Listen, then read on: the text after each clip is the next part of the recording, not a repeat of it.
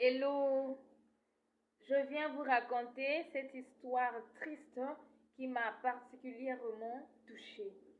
Il s'agit d'une jeune fille de 25 ans qui a trouvé la mort par empoisonnement.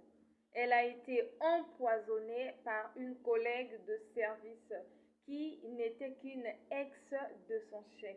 Alors qu'elle fait à peine 3 mois dans l'entreprise où son cousin, qui est meilleur ami du DG, lui avait trouvé un poste de secrétaire. À 21 ans, elle était enseignante au primaire.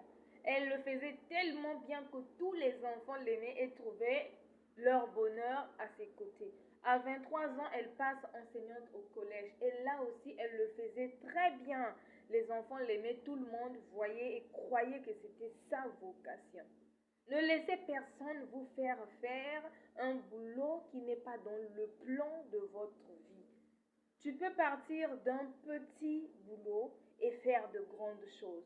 Il y a des gens qui gagnent des grands salaires et qui ont beaucoup de moyens, mais qui n'arrivent pas à faire des choses grandes, qui n'arrivent pas à faire des exploits.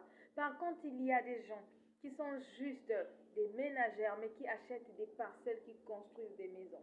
Il y a des gens qui sont juste parfois des courtiers. C'est des gens qui font des métiers que parfois vous minimisez, mais ce sont des métiers qui leur aident parfois à faire des exploits.